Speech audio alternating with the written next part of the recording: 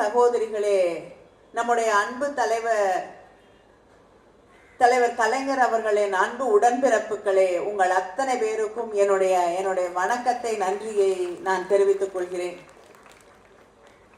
எத்தனையோ இயக்கங்கள் இந்த நாட்டிலே இருக்கிறது. ஆனால் எந்த காலகட்டத்திலும் தன் கொள்கை படிப்பை விட்டு கொடுக்காத ஒரு இயக்கம் இருக்கிறது என்றால் தலை நிமிர்ந்து சொல்லலாம், அது திராவிட முன்னேற்ற கழகம் என்ற அந்த பெருமையோடு நாம் சொல்ல முடியும். அது எந்த காலகட்டமாக இருந்தாலும், எத்தனை அச்சுறுத்தல்களாக இருந்தாலும், சிறைவாசமாக இருந்தாலும், அத்தனையும் எதிர்கொண்டு கொள்கைக்காக ஒரு இயக்கம் இன்று வரை இயங்கிக் கொண்டிருக்கிறது.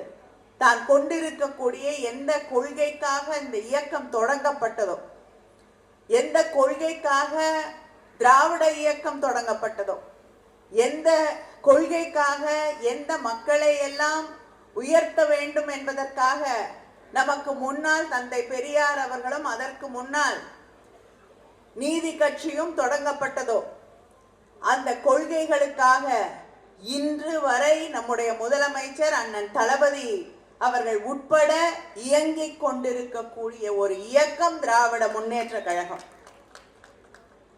நமக்கெல்லாம் இந்த மேடையிலே இருக்கக்கூடியவர்கள் எல்லாம் பெருமையோடு குறிப்பிட்டு சொன்னார்கள்.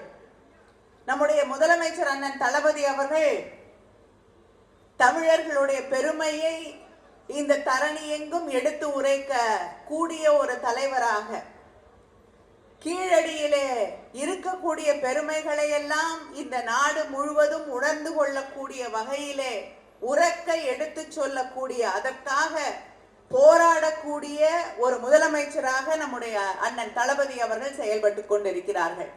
அதே நேரத்திலே இனிமேல் வரலாறு, உலகத்தின் மானுடத்தின் வரலாற்றை தமிழ்நாட்டிலிருந்து தான் எழுத வேண்டும். ஏனென்றால் இரும்பு காலம் தொடங்கியது தமிழ் மண்ணில் என்று வெறும் வாய் வார்த்தையாக இல்லை, அறிவியல் பூர்வமாக அதை அறிவித்த முதலமைச்சர் நம்முடைய அண்ணன் தளபதி அவர்கள். இப்படிப்பட்ட பெருமைகளை எல்லாம் கொண்டிருக்கக்கூடிய ஆட்சி திராவிட முன்னேற்ற கழக ஆட்சி. அதே முதலமைச்சர் தான் இன்று ஆக்ஸ்போர்ட் பல்கலைக்கழகத்திலே சென்று நம்முடைய தந்தை பெரியாரை பற்றி, இந்த தமிழ் மண்ணின் சுயமரியாதை கொள்கைகளை பற்றி அங்கே எடுத்து உரைத்து தந்தை பெரியாரின் படத்தை இந்த உலகம் அறியக்கூடிய வகையிலே, அவருடைய பெருமைகளை எல்லாம் இந்த உலகம் புரிந்து கொள்ளக்கூடிய வகையிலே அவருடைய படத்தை திறந்து வைத்து உலகிலே இருக்கக்கூடிய பல்வேறு அறிஞர்கள் எழுதியிருக்கக்கூடிய பெரியாரை பற்றிய ஒரு புத்தகத்தை வெளியிட்டு தமிழ் மண்ணிலே இல்லை, ஆக்ஸ்போர்ட் பல்கலைக்கழகத்திலே இங்கிலாந்துல கொண்டு போய் இந்த பெருமைகளை எல்லாம் சேர்த்திருக்கக்கூடிய ஒரு தலைவர் இருக்கிறார் என்றால் அது நம்முடைய முதலமைச்சர் அண்ணன் தளபதி அவர்கள். அதே நேரத்தில் இப்ப சில பேர் திடீர்னு 4 வருஷமா எங்க போனாங்கன்னு தெரியல, லீவ் போட்டு போயிட்டாங்க. இப்ப திடீர்னு தேர்தல் வந்த உடனே அதிமுக இருக்கக்கூடியவர்களுக்கு பல பிரச்சனைகள் இருக்கிறது. கட்சிக்குள்ள இருக்கக்கூடிய பிரச்சனையை சரி செய்யறதா, யாரா திடீர்னு தொலைக்காட்சியை போட்டாங்கன்னா அந்த முதலமைச்சர், முன்னாள் முதலமைச்சராக இருந்த எடப்பாடி அவர்களுக்கு எப்பொழுதுமே டிவியை பார்த்து தான் என்னவா இருந்தாலும் தெரிஞ்சுக்குவார். அவர் ஆட்சி நடத்தும் போது கூட துப்பாக்கி சூடு நடைபெற்றால் எனக்கு தெரியாது, தொலைக்காட்சியிலே பார்த்தேன் என்று சொன்ன பெருமை மிக்க ஒரு முதலமைச்சராக அவர் இருந்திருக்கிறார். அதனால தொலைக்காட்சியில திடீர்னு அவங்க பேட்டி கொடுக்குறாங்க, யார் என்ன எந்த பக்கம் இழுக்கிறாங்க, எங்க வெளியில வராங்க, எங்க பிரச்சனை பண்றாங்கன்னு தெரியல. இருந்தாலும் தமிழ்நாட்டை சுற்றி சுற்றி வந்து முதலமைச்சர் அவர்கள் வெளிநாடுகளுக்கு சென்று முதலீடுகளை கொண்டு வருகிறார். எவ்வளவு முதலீடுகளை கொண்டு வந்திருக்கிறார்னு ஒரு அறிக்கை வெளியிட வேண்டும் என்று சொல்கிறார். இங்கே யாழினி பேசும் பொழுது எடுத்து சொன்னார்கள், நாங்களே எங்க தூத்துக்குடி மாவட்டமே முதலமைச்சர் அவர்கள் கொண்டு வந்திருக்கக்கூடிய முதலீடுகளுக்கு சாட்சி.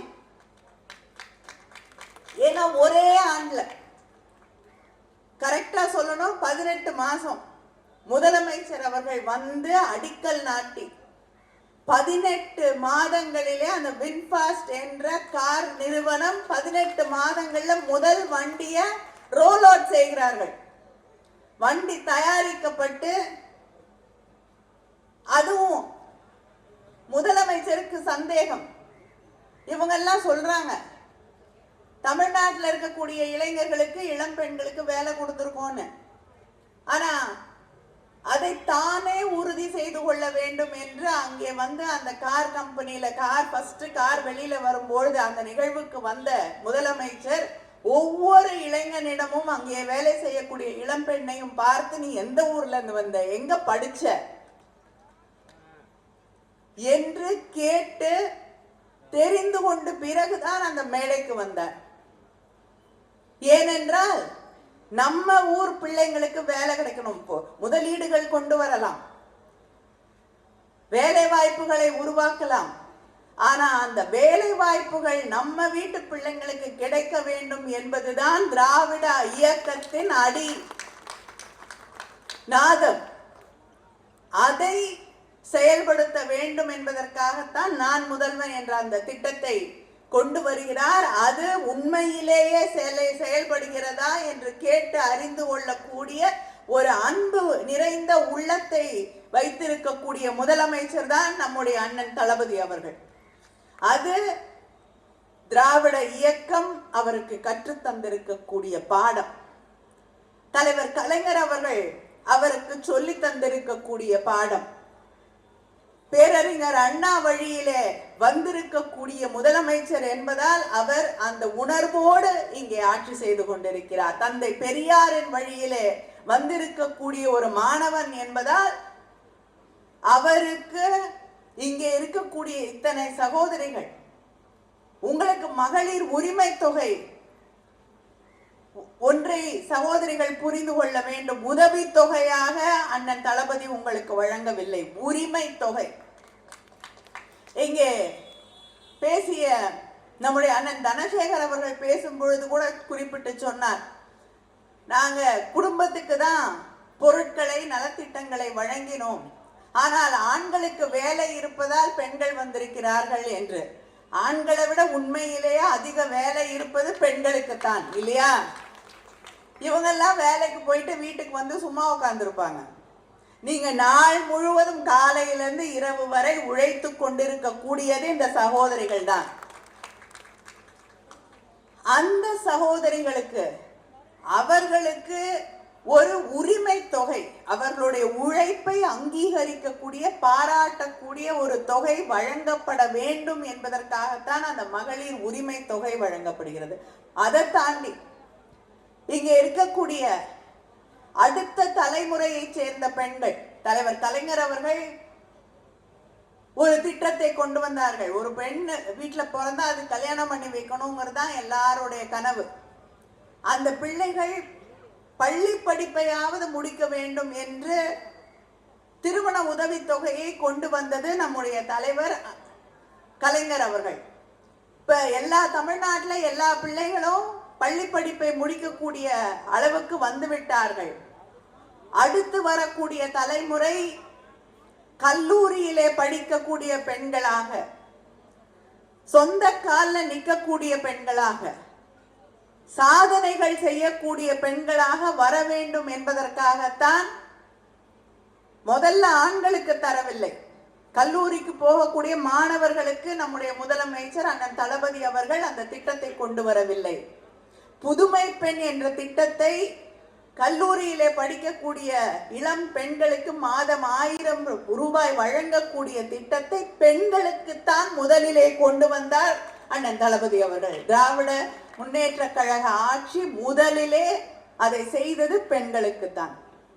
இந்த பெண்கள் கல்லூரியிலே பட்டம் பெற்றவர்களாக இருக்க வேண்டும் என்பதற்காக கொண்டு வரப்பட்ட அந்த திட்டம் இன்று ஆண்களுக்காகவும் இளைஞர்களுக்காகவும் அது விரிவாக்கப்பட்டிருக்கிறது.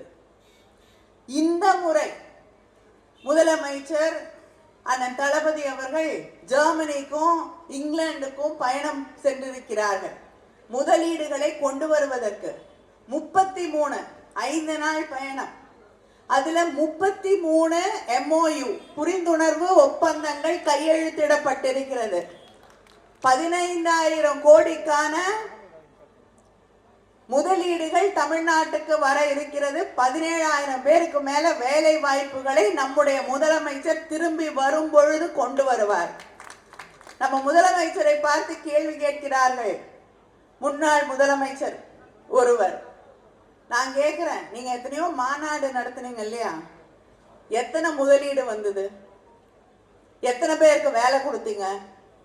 நீங்க என்னைக்காவது வெள்ளை அறிக்கை கொடுத்திருக்கீங்களா?